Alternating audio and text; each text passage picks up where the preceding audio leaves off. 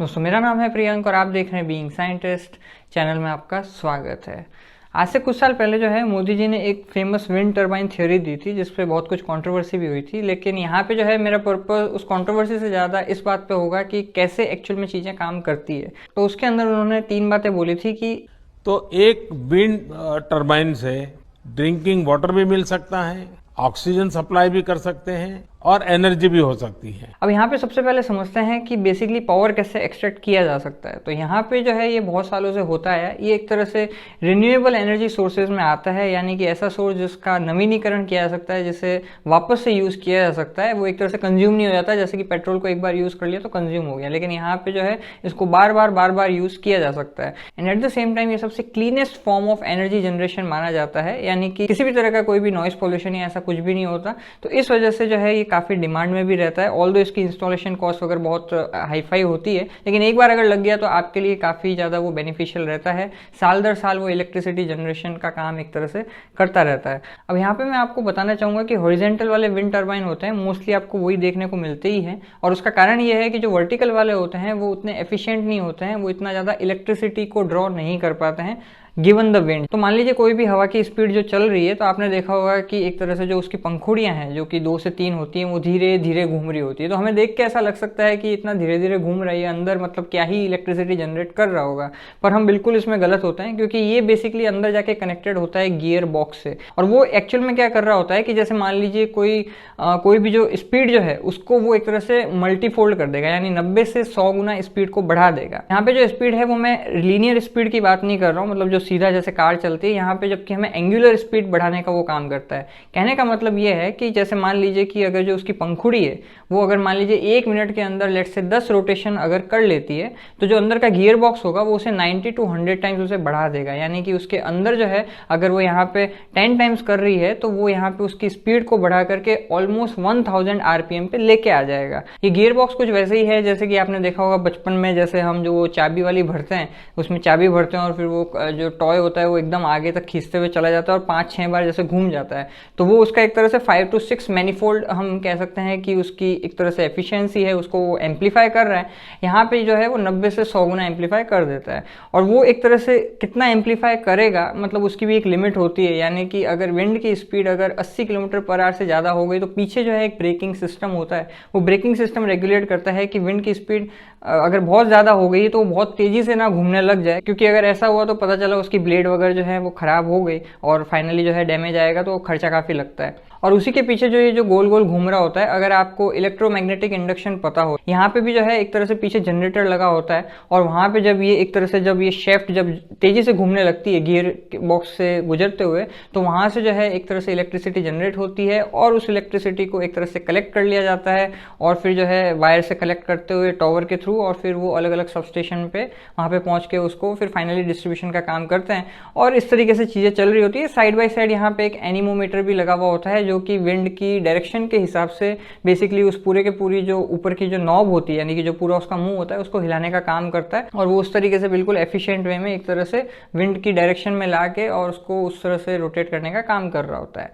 अब यहाँ तक तो बात सही थी जो मोदी जी ने बोला कि पावर जनरेशन का काम करता है, क्योंकि ये सालों से होता आ रहा है। लेकिन साथ में उन्होंने 2 बातें और बोली। तो इधर विंड टरबाइन एनर्जी का भी काम करेगा और पीछे की तरफ से वो हवा में से मॉइस्चराइज एयर सक करके उसमें से पानी निकाल करके हम हवा में से ऑक्सीजन सेपरेट कर सकते हैं इस टरबाइन के माध्यम से ही, अगर साइंटिफिक व्यवस्था थोड़ी डेवलप की जाए। तो जब मैंने पहली बार सुना तो मुझे ऐसे लगा जैसे वो बाबा रामदेव वो जीभ को टंग ट्विस्ट करके, और जिस तरह से कहते थे ना कि अगर यदि किसी को बहुत गर्मी लगती है, शरीर में पसीना बहुत आता है, उसके लिए शीतली प्राणायाम, जीवा बाहर निकालेंगे। तो कुछ उसी तरह से लगा कि यहाँ पे हवा आ रही है तो उससे किस तरीके से मतलब वाटर एक्सट्रैक्ट किया जा सके और ऑक्सीजन एक्सट्रैक्ट किया जा सके।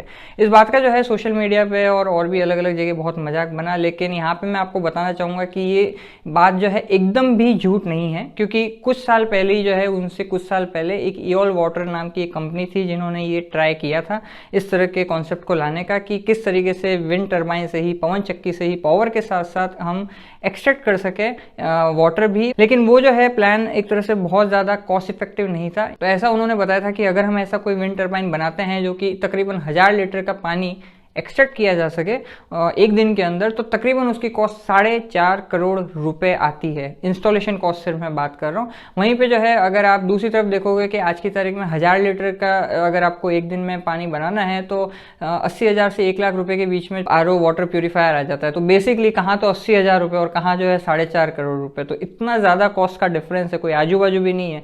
इस वजह से उनको कंपनी को फाइनली ये प्रोजेक्ट जो है वो क्लोज डाउन करना पड़ा और आज की तारीख में वो फंक्शनल नहीं है। और उसी में उन्होंने बताया था कि बेसिकली जो हवा आ रही है अगर मॉइस्चर है उसके अंदर कोस्टल इलाकों में जैसे, तो कंडेंसेशन करके और फिर वहाँ से पानी निकाला जा सके। तो कंडेंसेशन जो अगर आपको नहीं पता है तो आप बस ऐसे समझ लीजिए कि जैसे कोई भी अगर कोई हॉट चीज़ है अगर वो कोल्ड चीज़ के कांटेक्ट में आती है तो आपने देखा होगा वाटर ड्रॉपलेट एक तरह से वहाँ पे बनने लगती है। तो ये जो कंडेंसेशन है वो टरबाइन के लिए बिल्कुल भी सही नहीं होता, क्योंकि एक तरह से वहाँ पर हम वाटर की बात कर रहे हैं और हमें पता है कि कोई भी चीज़ को ख़राब करना हो, सड़ाना हो, तो वहाँ पर एक तरह से वाटर को आप एक्सपोज करा दीजिए। लोहा से लोहा जैसी चीज़ जो है वाटर एक्सपोजर होकर ख़राब हो जाती है।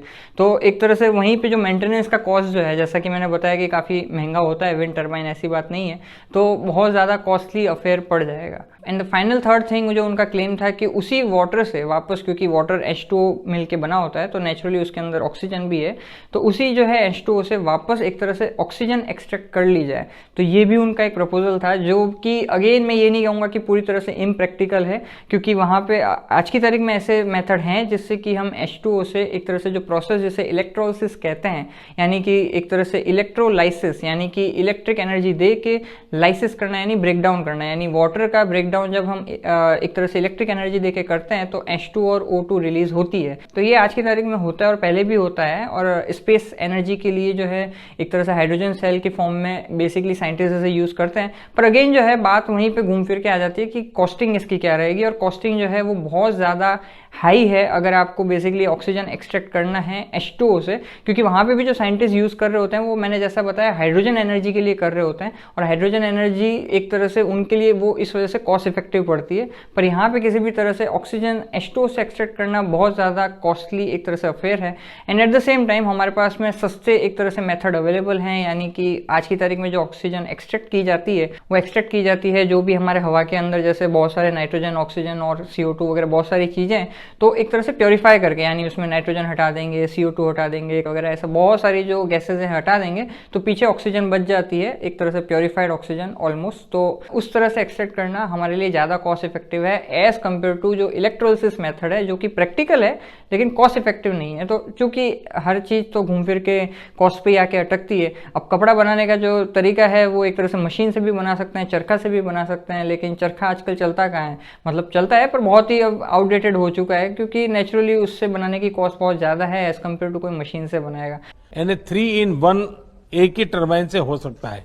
तो इन द नटशेल मैं सिर्फ यही कहूँगा कि उनका एक तरह से जो थॉट प्रोसेस है कि एक पंथ 3 काज हो सके, वो एक तरह से वो अच्छा है, लेकिन आप जो बोल रहे हो बहस के लिए, सुनने के लिए अच्छा है, लेकिन प्रैक्टिकल नहीं है। करने को तो बहुत कुछ किया जा सकता है पर कोई प्रैक्टिकल और एक तरह से कॉस्ट इफेक्टिव तरीका जब तक नहीं होता तब तक तो सारे मतलब प्लान हवा हवाई है।